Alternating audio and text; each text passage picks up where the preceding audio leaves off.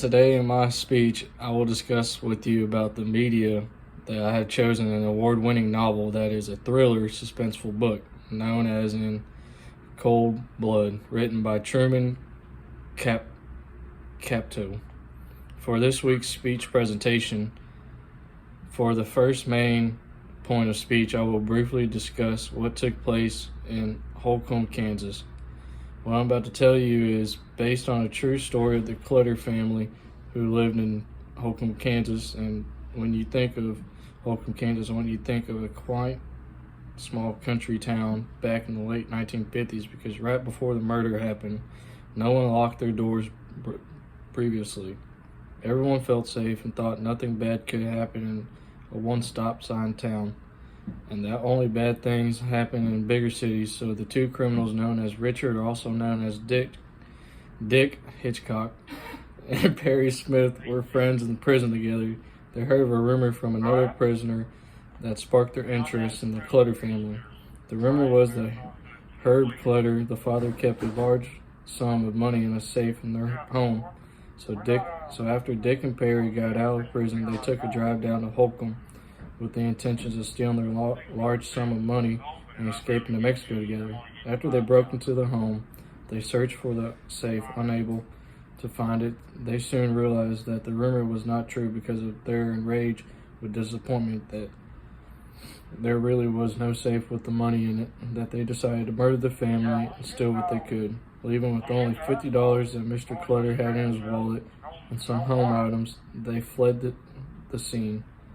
Herb Clutter, Bonnie Clutter, Nancy Clutter, and Keon Clutter were all four murdered in their country home, later to be discovered by one of the kids' friends the next day.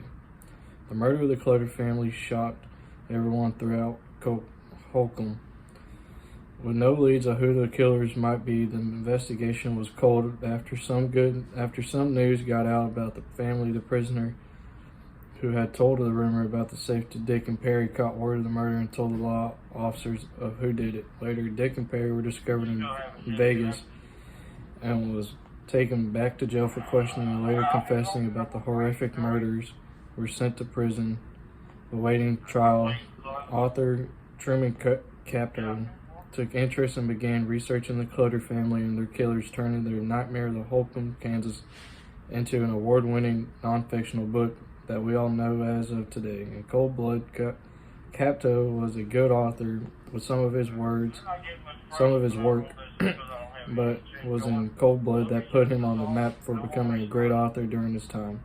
Capote became close with the Dick and Perry for the amount of time he had researched and interviewed them. Capote wrote in Cold Blood in a way as a journalist, with how he described the murder scene from the very beginning to the end of the book. Capote wrote in Cold Blood in a third-person narrative throughout most of the book, but switches from points of view.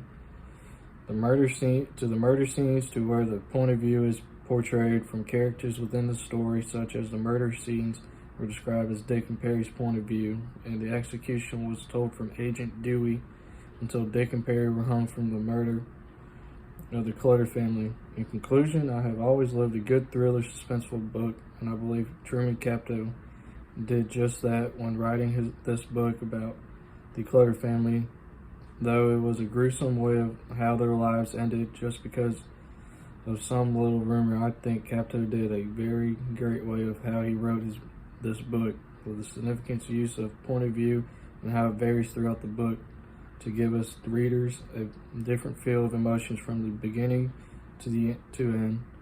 With the Clutter family and the two killers, this book should be appreciated because of not only it becoming an emotional, gruesome book, but how the story was written gives us the front seat point of views, as if that we were there watching it unfold from the beginning to the end.